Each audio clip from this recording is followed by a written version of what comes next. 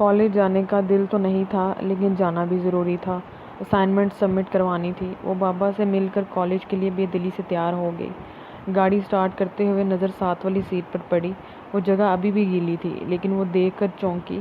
وہاں خون کے دھبے نہیں بلکہ ایک موٹی سی تہہ تھی۔ صبح صبح خون دیکھ کر اس کا دل خراب ہوا تھا تو وہ واقعی زخمی تھا۔ کیسا پتھر دل انسان تھا۔ عورت کے سامنے اپنے زخم کو چھپا گیا اور اس کے منہ پر تکلیف کے آثار بھی نہیں تھے۔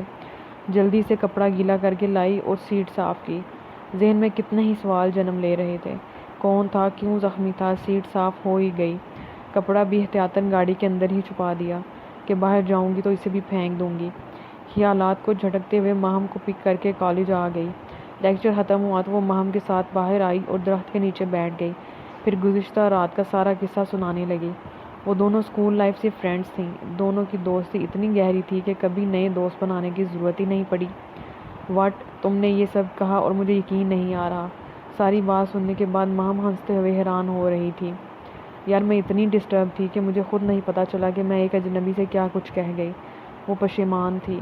اچھا دیکھنے میں کیسا تھا؟ میرا مطلب ہے اتنا فلمی سین ہوا، بندے کی پرسنالٹی کا تو پتا چلے۔ ماہم تنگ کرتے ہوئے تجسس سے پوچھ رہی تھی۔ مجھے کیا پتا کیسا تھا؟ ماہر جھلا گئی۔ کیا کہیں تم نے اسے آنکھیں بند کر کے تو نہیں گاڑی میں بٹھایا؟ وہ آنکھیں پھاڑ کر دیکھتے ہوئے بولی۔ ماہر نے اسے گھوڑا۔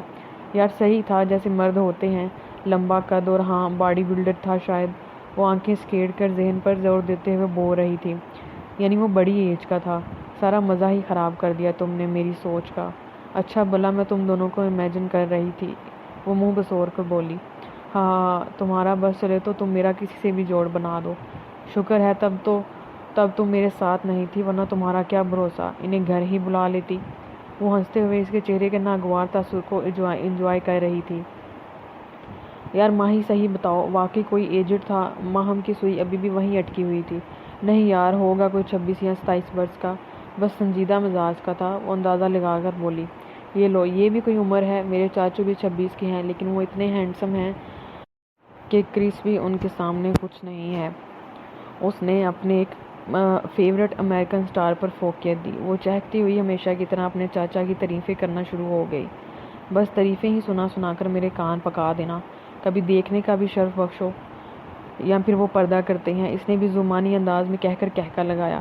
ماہم اسے گھورتے ہوئے بولی۔ پردہ تو کرتے ہیں لیکن نگاہوں کا، ورنہ ہر روز کوئی نہ کوئی آ جائے ہمارے گھر خود ہی چل کر رشتے کے لیے۔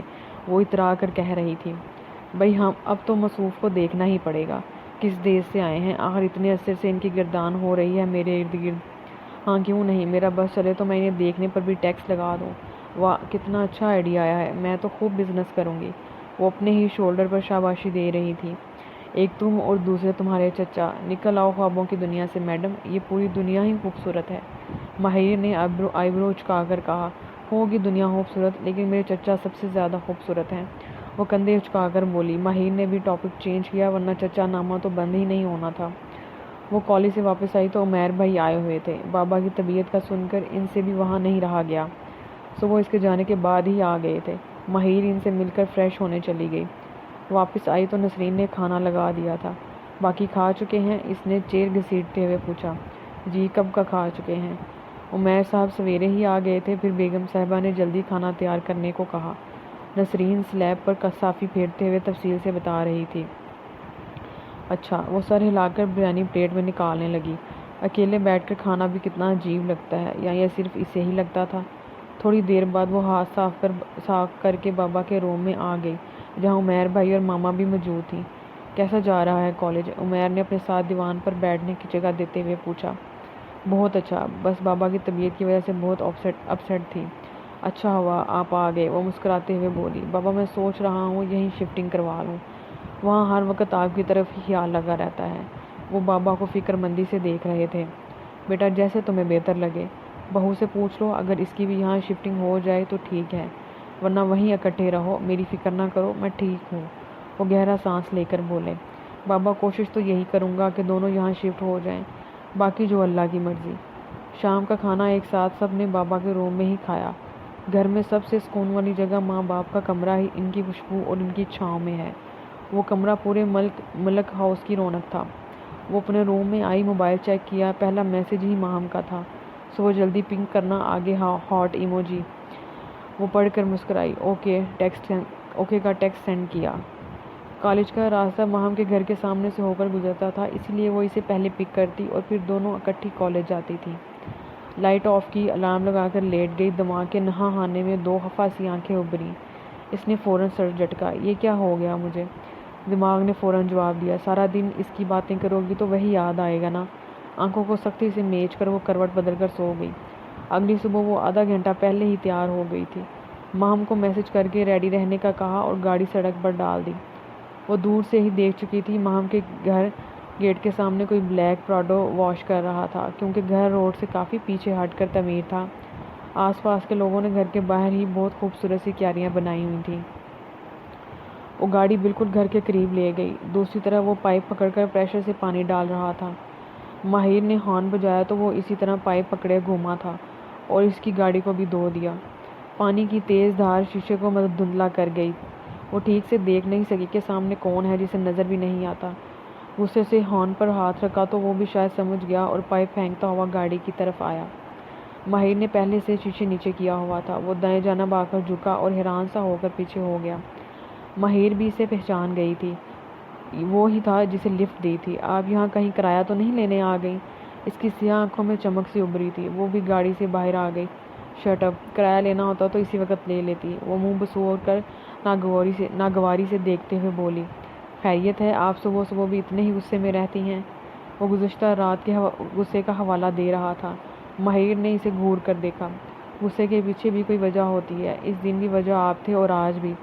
ماہر نے گاڑی کی طرف اشارہ کرتے ہوئے کہا، اندر سیٹ بھی گیلی ہو گئی ہے۔ اوہ سوری۔ ارتضیٰ نے بھی اس کی نگاہوں کے تعاقب میں دیکھا۔ شیشہ نیچے تھا اس لیے شاید۔ جی، اس میں بھی یقیناً میری ہی غلطی ہے۔ ماہر اس کی بات کاٹ کر بولی، خیر آپ یہاں کیا کر رہے ہیں؟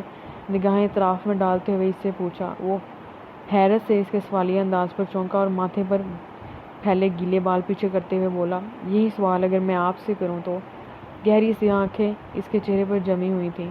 ٹو پیس کرتا، کیپری میچنگ سٹولر گزشتہ سٹائل میں ہی گردن کے گرد لپیٹا ہوا تھا۔ گھنگریالے بال سورج کی شعاعوں سے چمک رہے تھے۔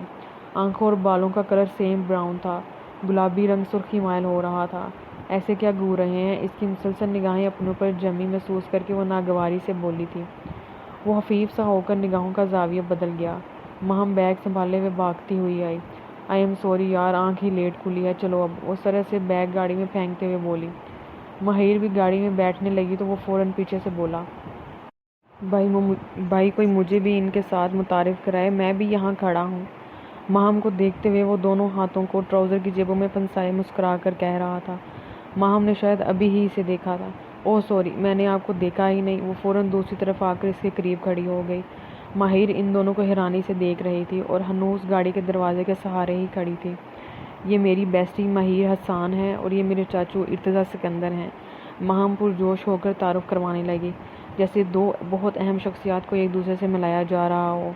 واٹ، یہ ہیں وہ؟ ماہر نے بے یقینی سے دیکھتے ہوئے غیر ارادی طور پر کہا۔ کیا مطلب وہ ہوں؟ ارتضیٰ نے چونک کر پوچھا۔ چاچو، میری فرینڈ کو آپ سے ملنے کا بہت شوق تھا، وہ بڑے اشتیاق سے بولی۔ ماہر تو اسے گھورتی ہی رہ گئی۔ اوہ ویلکم، پھر تو ملنا ہی پڑے گا۔ ماہر بہادر، جرأت مند، یہی مطلب ہے نا آپ کے نام کا؟ وہ بہت زمانی انداز میں بولتا ہوا قریب آیا اور سلام کے لیے ہاتھ آگے کیا۔ ماہر جھیم سی گئی۔ اس نے اپنے نام کا مطلب ہی پہلی دفعہ سنا تھا، وہ بھی کسی اجنبی سے۔ اگلے ہی لمحے ہاتھ ملائے بغیر اسے گھورتے ہوئے گاڑی میں بیٹھ گئی۔ ماہم چلیں، اس کی طرف دیکھتے ہوئے بولی تو وہ منہ بنا کر بیٹھ گئی۔ ارتضیٰ انہیں آنکھیں سکیڑتے ہوئے دیکھتا رہا۔ آج کے لیے اتنا ہی، آئندہ کے لیے ہمارے ساتھ رہیے گا۔ اللہ حافظ۔